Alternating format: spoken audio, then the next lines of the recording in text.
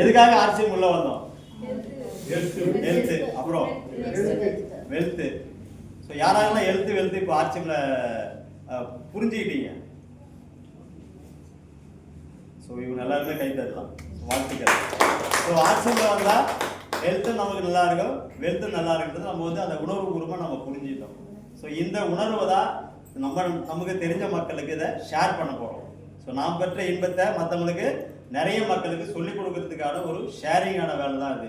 அந்த ஷேரிங் எப்படி பண்ணுறது, அது கொஞ்சம் நிறைய பேருக்கு அங்கே போய் சொல்கிறதுக்கு வந்து ஒரு கூச்சம் இருக்குது, ஒரு பயம் இருக்குது. நான் தனியாக போய் பேசினா அவர் வந்து ஏற்றுப்பாரா அப்படின்ற ஒரு நிறைய பேருக்கு அந்த பயம் இருக்குது. அதுக்கு தேவையில்லைங்க. உங்களோட அப்ளைனை வந்து ஐடி போட்டு நம்ம வந்து நம்ம டீமில் இருக்கிற அப்ளைனை வந்து நீங்கள் வந்து யூஸ் பண்ணிக்கலாம். க்ரோவிங் அப்ளைன் யூஸ் பண்ணிக்கலாம். திரும்ப திரும்ப சொல்கிறேன், க்ரோவிங் அப்ளைன் நம்ம யூஸ் பண்ணிக்கணும். ஏன்னா சில பேர் வந்து என்னோட ட்ராக்ல பார்த்தீங்கன்னா 6 பேர் இருப்பாங்க, எனக்கு மேலே ஒரு 6 பேர் இருப்பாங்க, ஆனால் எந்த ஆக்டிவிட்டியுமே இருக்க மாட்டாங்க. ஸோ அதுக்காக அவரே நம்ம பிடிச்சிக்கணும்னு அவசியம் கிடையாது. இந்த ஆர்சிஎம்ல வந்து ஒரு வரலாறு இருக்குது. ஸ்பான்சர் பண்ணுறவங்க கூடவே இருக்கணும். கண்டிப்பாக எனக்கு வந்து காட் கிரேஸ் வந்து ரவி சார், வெண்மதி மாட, என்னோட அப்ளைன் எல்லாமே கூடவே இருக்காங்க. ஆனால் இன்னும் எனக்கு ஒரு ஆர்சிஎம் உள்ள ஒருத்தர் வந்தார். முன்னா ஜாயின் பண்ணுறதுக்கு முன்னாடி நான் ஜாயின் பண்ணிடுறேன். 2 பேரும் ஒன்றா என்ட்ரு ஆகிறோம், வாசப்படியில் என்ட்ரு ஆகிறோம். குணசேகர் முன்னாடி நான் ஐடி போட்டிருக்கு சார்.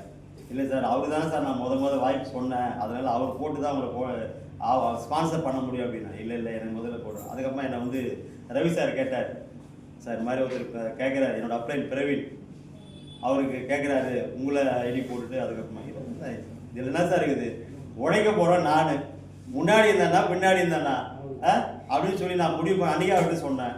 இன்றைக்கி அவருக்கு மாதம் 13 லட்சம் பிவி போயிட்டு இருக்குது. ஆனால் அவர் எந்த அளவுக்கு வாங்குறா எனக்கு தெரியாது. ஓகேவா? அதனால ஸோ நமக்கு மேலே தேவையில்லை, நமக்கு வாய்ப்பு ஆர்சிஎம் என்ற ஒரு சிஸ்டத்தை நம்ம கொடுத்துட்டாங்க. ஸோ நாம தான் நம்ம செய்யணும். ரொம்ப சில பேர் பார்த்தீங்கன்னா எனக்கு அப்ளைன் அப்படியே மேலேயே அப்படியே பார்த்து போகிறாங்க. அப்ளைன் மட்டும் 50 லட்சம் பிவி போகுதுப்பா, எனக்கு ஒன்றுமே வரலையேப்பா. நீ இப்படி பார்த்தீங்கன்னா மேலே ஒன்றும் கிடைக்காது என்ன.